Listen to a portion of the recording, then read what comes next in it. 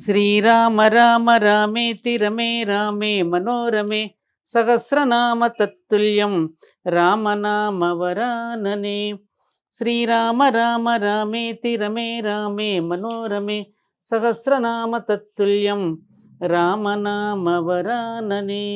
శ్రీరామ రామ రామేతి రమే రామే మనోరమే సహస్రనామ తత్తుల్యం రామనామ వరాననే. శ్రీరామ జయ రామ జయ జయ రామ శ్రీరామ జయ రామ జయ జయ Rama. Gautam neuro care brain stroke migraine fits brain and spine surgeries కి బెస్ట్ న్యూరో సర్జన్. శ్రీరామ జయ రామ జయ జయ రామ శ్రీరామ జయ రామ జయ జయ రామ శ్రీరామ జయ రామ జయ జయ రామ శ్రీరామ జయ రామ జయ జయ రామ శ్రీరామ జయ రామ జయ జయ రామ శ్రీరామ జయ రామ జయ జయ రామ శ్రీరామ జయ రామ జయ జయ రామ శ్రీరామ జయ రామ జయ జయ రామ శ్రీరామ్ జయ రామ్ జయ జయ రామ్ శ్రీరామ్ జయ రామ్ జయ జయ రామ్ శ్రీరామ్ జయ రామ్ జయ జయ రామ్ శ్రీరామ్ జయ రామ్ జయ జయ రామ్ శ్రీరామ్ జయ రామ్ జయ జయ రామ్ శ్రీరామ్ జయ రామ్ జయ జయ రామ్ శ్రీరామ్ జయ రామ్ జయ జయ రామ్ శ్రీరామ్ జయ రామ్ జయ జయ రామ్. మంగళం కోసలేంద్రాయ మహనీయ గుణాత్మనే చక్రవర్తి తనూజాయ సార్వభౌమాయ మంగళం. శ్రీరామానుగ్రహ ప్రాప్తిరస్తమ్మా. I bless you. Rama bless you.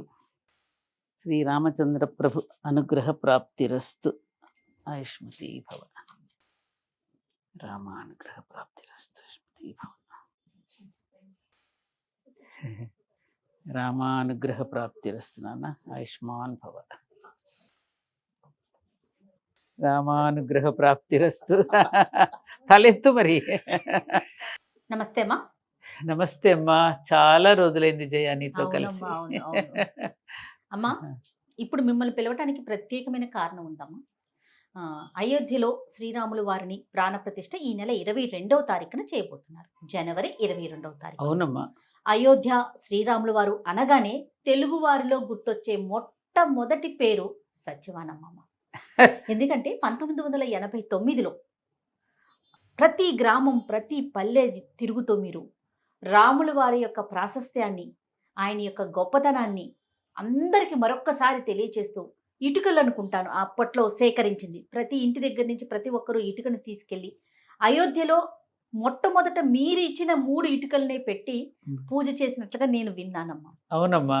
కురుల్ని కూడా విరపోసుకొని ముడి కూడా వేసుకోను అని చెప్పి శపథం చేసి మరీ వెళ్ళి అక్కడికి వెళ్ళిన తరువాత మళ్ళీ ముడి వేసుకోవటం జరిగింది. మీతో పాటు లక్షల సంఖ్యలో భక్తులు కూడా వచ్చారన్నట్టుగా తెలిసింది నాకు. అవునమ్మా. 22వ తారీఖున మీకు మరి అయోధ్య నుంచి ఆహ్వానం, ప్రత్యేకమైన ఆహ్వానం అందుండొచ్చు. ఈ అక్షతలు ఇదిగో చూడు పేరుంది అక్కడ. శ్రీరామ జన్మభూమి తీర్థక్షేత్ర అయోధ్య రామ్లల శ్రీరాములల ఈ అక్షతలు వచ్చాయి.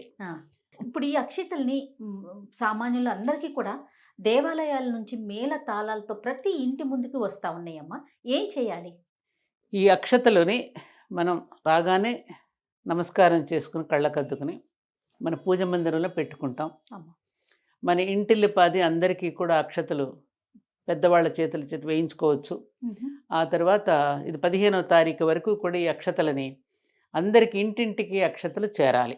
మనం వారు పంపించినటువంటి అక్షతల్లో కొన్ని అక్షతలు తీసుకుని ఒక పెద్ద పళ్ళెంలో బియ్యం పోసి మనం అక్షతలు కలిపి శ్రీరామ శ్రీరామ అంటూ అక్షతల్లో వ్రాస్తూ ఆ శ్రీరామ రామ రామేతి రమే రామే మనోరమే సహస్రనామ తత్తుల్యం రామనామ వరాననే.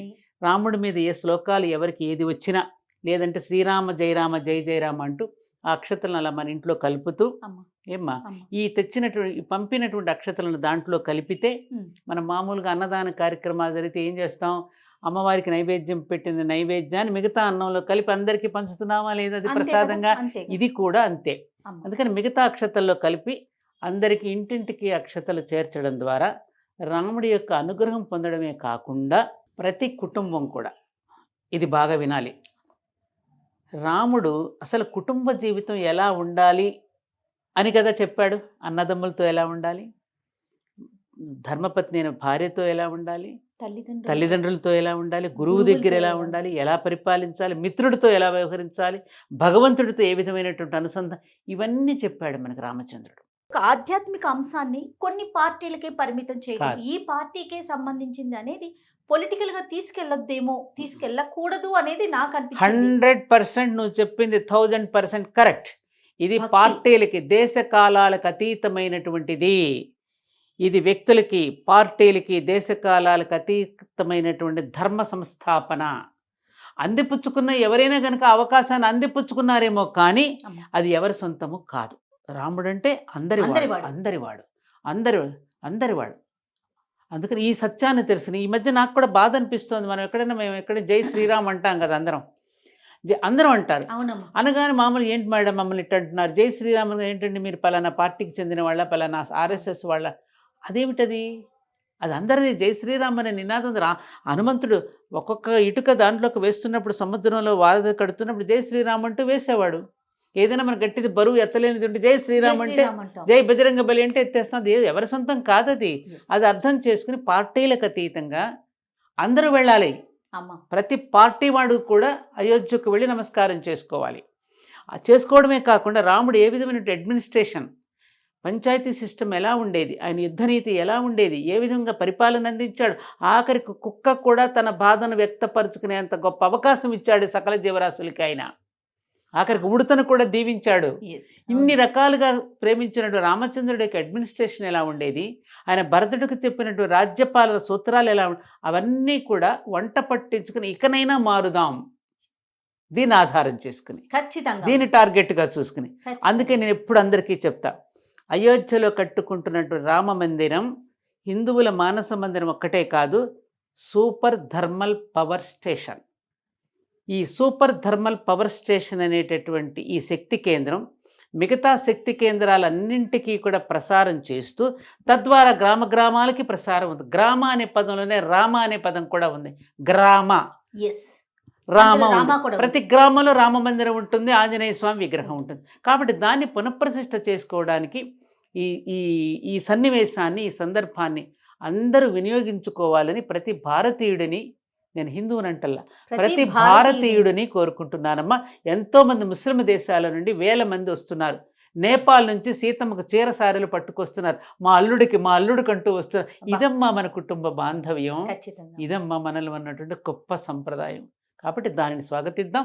అందరిలోనూ ధర్మాన్ని మేలుకొల్పడానికి అనే విషయాన్ని, ఆ సత్యాన్ని మనం తెలుసుకుంటే ఎక్కడ ఏ రకమైనటువంటి భావోద్వేగాలు, ఏ రకమైన ఎమోషన్స్, ఉద్రేకాలు, ఏ రకమైనటువంటి ద్వేషభావాలు పరిడవిల్లకుండా ధర్మం వైపే, మతం అనే కూడని స్థితి నుండి ధర్మం అనే కూడలికి చేరుదాం.